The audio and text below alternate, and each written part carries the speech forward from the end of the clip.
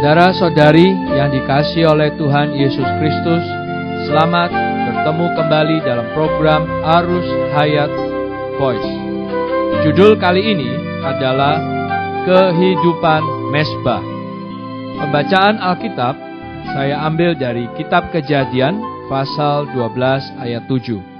Ketika itu Tuhan menampakkan diri kepada Abram dan berfirman, "Aku akan memberikan negeri ini kepada keturunanmu." Maka didirikannya di situ mezbah bagi Tuhan yang telah menampakkan diri kepadanya. Saudara-saudari, kehidupan orang Kristen adalah kehidupan mezbah dan kemah. Mezbah ditujukan kepada Allah dan kemah ditujukan kepada dunia. Ada mezbah, pastilah tinggal di kemah. Ada kemah, pastilah tetap datang ke mezbah.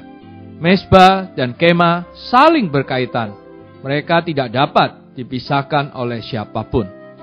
Lalu, apakah kehidupan mezbah? Kejadian pasal 12 ayat 7 tadi memperlihatkan kepada kita bahwa mezbah didirikan atas dasar penampakan Allah. Kalau tidak ada penampakan Allah, maka tidak akan ada mezbah. Tidak akan ada persembahan di atas mezbah. Bahkan tidak akan ada seorang pun yang berinisiatif dapat mempersembahkan diri kepada Allah. Persembahan tidak berasal dari anjuran ataupun dorongan manusia, melainkan berasal dari Allah. Pertemuan dengan Allah itu secara otomatis akan menghasilkan tindakan persembahan. Asal kita bertemu dengan Allah, asal kita melihat Allah, walaupun hanya sekejap, maka kita bukan lagi milik kita sendiri dan tidak dapat hidup untuk diri kita sendiri lagi. Kekuatan untuk mempersembahkan diri kepada Allah itu berasal dari penampakan diri Allah. Karena kita telah melihat Allah, maka ada titik peralihan dalam hayat rohani. Ada satu perubahan radikal yang membuat kita tidak lagi meneruskan jalan kita yang dahulu. Ada suatu tenaga untuk mengesampingkan atau menyangkal diri kita sendiri, sehingga membuat kita tidak dapat hidup lagi. Dalam penampakan Allah terkandung kekuatan yang tidak terduga dan tidak terbatas besarnya, yang akan membuat seluruh jalan hidup kita berubah. Saudara-saudari, bukan karena kita bertekad melayani Allah, maka kita dapat melayani Allah. Bukan karena kita ingin membangun mezbah, segera kita dapat membangun mezbah. Semuanya itu harus ada penampakan Allah. Ketika Allah menampakkan diri kepada Abraham, Dia berfirman, "Aku akan memberikan negeri ini kepada keturunanmu." Penampakan diri Allah memberi kita satu warisan yang baru. Penampakan diri Allah memperlihatkan kepada kita hari ini apa yang Roh Kudus berikan di dalam kita adalah jaminan warisan kita kelak. Bagian yang kita dapatkan hari ini di dalam Roh Kudus akan kita dapatkan secara sempurna kelak. Ketika Allah menampakkan diri kepada Abraham, Abraham mendirikan sebuah mezbah untuk mempersembahkan kurban bakaran. Kurban bakaran ini adalah persembahan diri sendiri kepada Allah. Mezbah bukan ditujukan kepada bagaimana Tuhan mati bagi kita, melainkan bagaimana kita mempersembahkan diri sendiri kepada Allah. Seperti yang dikatakan di Roma pasal 12 ayat 1. Supaya kamu mempersembahkan tubuhmu sebagai persembahan yang hidup, yang kudus, dan yang berkenan kepada Allah. Itulah ibadahmu yang sejati. Karena kemurahan Allah yang beragam dan tidak terduga inilah, maka kita perlu mempersembahkan diri sebagai korban yang hidup kepadanya. Persembahan korban bakaran ini harus utuh dan dibakar sampai habis di atas mezbah. Apapun yang dipersembahkan, baik itu lembu, kambing, burung tekukur, atau merpati, haruslah dipersembahkan dengan utuh. Tidak bisa sepotong-sepotong. Yang dikehendaki Allah adalah persembahan yang utuh sempurna, bukan persembahan yang separuh atau sebagian. Persembahan yang utuh ini harus dibakar sampai habis. Orang selalu mengira bahwa mempersembahkan diri kepada Allah adalah untuk melakukan ini atau mengerjakan itu bagi Allah.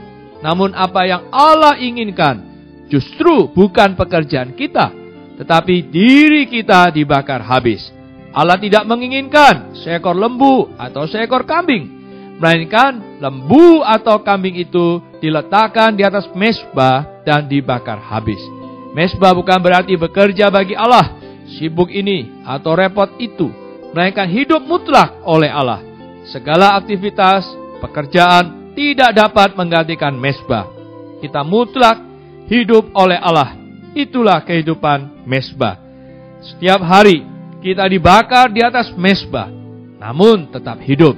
Tetap hidup, namun juga tetap dibakar sehingga tak tersisa bagi diri sendiri. Inilah korban persembahan di perjanjian baru. Saudara-saudari, jika kita berjumpa dengan Allah, kita pasti bereaksi membangun mezbah, mutlak mempersembahkan diri. Setelah melihat kemurahan Allah, kita pasti menjadi satu persembahan yang hidup. Setelah menerima sorotan terang Tuhan, kita pasti akan berkata, Tuhan, apa yang harus kuperbuat? Setelah melihat Allah, kita spontan tidak dapat berbuat apa-apa, kecuali hidup baginya. Inilah kehidupan mezbah. Kehidupan yang mempersembahkan diri. Kehidupan yang mutlak hidup baginya. Saudara-saudari, marilah kita berdoa.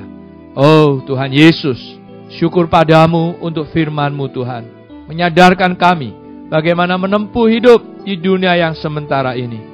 Tuhan, kami rindu melihat Dikau membangun mezbah, mempersembahkan diri agar kami boleh mutlak hidup bagi-Mu. Belas kasihani kami Tuhan, agar kami demikian boleh berkenan di hadapan-Mu. Di dalam nama Tuhan Yesus. Amin. Demikianlah firman Tuhan. Sampai bertemu di kesempatan berikutnya. Tuhan memberkati. Kasih karunia-Nya menyertai kita. Demikianlah program Renungan Arus Hayat Voice Note pada hari ini.